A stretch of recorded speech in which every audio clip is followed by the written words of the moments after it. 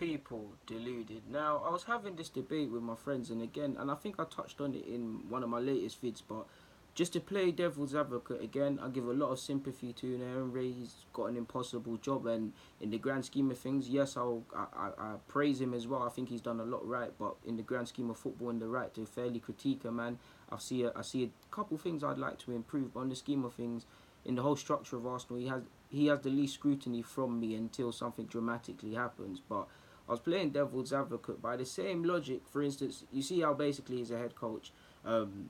We know it's not his signings. Obviously, he clearly has some input, and maybe they just grant him some wishes as well when he wants to sign players. But really and truly, it's a structure thing. We know he's a head coach and he has to deal with the sporting matters.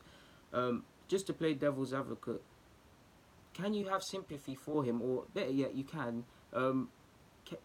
Can you? I wouldn't say blame him. Blame him as a dead one. How do I make it make sense, people?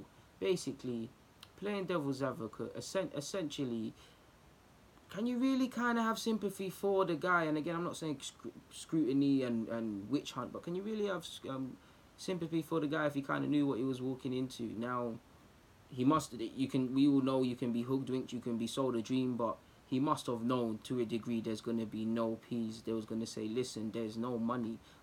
We know, you see, on the scheme of things, Arsenal is one of the richest clubs, both in terms of value and obviously always on the list for revenue and all of these sort of things, even though we need to improve in that aspect, which we have been doing, always on the top list for these sort of things. There'll be money, and now you've seen it's essentially a hoodwink. There is no money.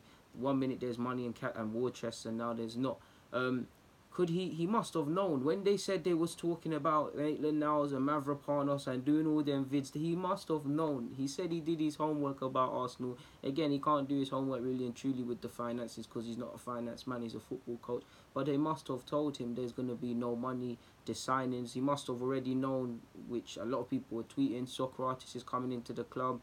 Guendouzi, he might have had a hand in, I'm not too sure. Torreira, they were watching YouTube's Lucas Torreira, deluded to sign my man. I'm guessing he might have had a hand in that. Could have had a hand in Leno, but if we look at it from another side, these could be signings made by the hierarchy or people in charge of scouting. So it must mean he was happy to jump into this.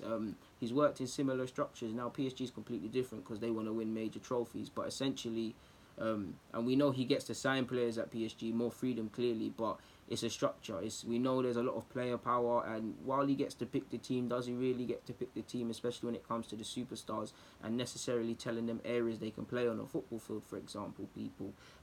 He's worked in that structure. Seville was a better example than Arsenal for definite, but he worked in a similar structure where he was just, again, he was able to sign players and mould the team, but he was working under a structure of people bringing in players into the club. So having been at PSG and under so much scrutiny, did he want to kind of flip it on its head, a complete 360, come into a club at Arsenal, rebuild again, people playing devil's advocate, people purely? You'd be afforded a kind of luxury by people like myself because it's not his team and things of that nature, which again, I have a lot of sympathy. Please don't lose me here, people. But at the same time, you knew what you was walking into. And again, it's not going to happen overnight. I'm not saying we need to be league title winners in 7 months, which is not going to happen. We need to just be able to say as a football club, we've got 10 games, we're going to see a similar sort of pattern. So again, I've got sympathy for him. But on the topic of head coach, keyword head coach, what does that basically mean? Coaching. You can kind of look at it and say, okay, cool, there's no P's. I need to kind of see something from your coaching. And we have seen something. We're devastating on the counter-attack on our day. We're still scoring a lot of goals, playing out from the back, he's working. And you kind of see what he's trying to implement into the side. And obviously, his constant changes at halftime and his subs have both drawn praise and a bit of scrutiny as to, is he really a good manager, which I think he is, if he keeps having to do that. But, yeah, like... surely you have to be looked at under the hood. If you're a coach, we need to look at you. What are you doing? I'm praising him for these sort of things, but I'm also, and again, we've got poor players, and I'm discounting a lot, but we're not really looking solid defensively, which people were saying we were at the start of the season when, pardon me, when we was getting the rub of the green, winning games and playing through our form and riding our luck. If you can praise him, I believe in life. You take the rough with the smooth. Even me, you lot have a right to critique my opinions, which you lot do, and give me a lot of horse pee for it. But yeah, you get the point. I just believe in, if you can praise him for all of the stuff he's saying he's implementing, can you look at him with a bit more scrutiny, especially defensively? Like, these lot will still make mistakes and still be silly. But in terms of positioning, I kind of need to see an improvement, because you look at Lucas Torreira, for example. He's a sick midfielder, and this is why I want to use him as an example, because it's probably gone under a lot of people's heads. Liverpool, when we played Liverpool at home and when we played Liverpool away, what did you see both times?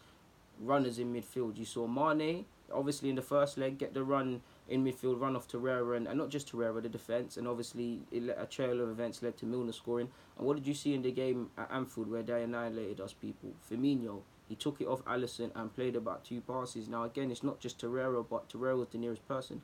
To use him as an example, midfield runners, he's meant to be this guy who looks on this analysis stuff, and again, the players need to take on the information. But if he's really looking at these things and scrutinising it, why is the same mistake happening twice? Because again, I'm discounting a lot. He's got a lot to do, and I believe in the man. But a mistake made twice is a choice. A wise man once told me that in school when I was getting in trouble.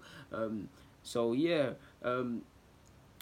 is he? If they're making it twice, what are you doing with them in training? Because again, the least of our problems in the grand scheme of things is creativity. We need to score goals, which we are doing, but for me personally, away from this, off record, I just want to see a bit more in terms of creativity, because it feels to a degree, Arsenal, we've gone from a team that tried to walk it into a team that just don't know what they're doing in that department. We're just kind of relying on individual moments, and I'm being harsh because we've put together some great goals. Leicester, Fulham. I ain't got no specific examples, but I'm sure Iwobi's been part of a little good pattern, little goals, or you've got better examples than me, people. But yeah, I'm just purely playing devil's advocate. Like I said, I believe in him for the large part, 60% discounted. But just in terms of looking at life from a balanced point of view and just looking at everything, do you see what I'm saying? Because he is a bit pragmatic, for example. And I get that there's a fine line between trying to be defensively solid and stuff like that and kind of being negative. I'm not saying he's negative, but the longer we kind of approach games with that, the longer the question marks persist. But in short, Unai Emery is my guy right now, and yeah, man, hopefully he can pull off a miracle. As to whether that can be done remains to be seen. But for now, anyways, people, deluded, comment, subscribe, like the vid, follow me on all my socials if you wish. I'm out. Bang.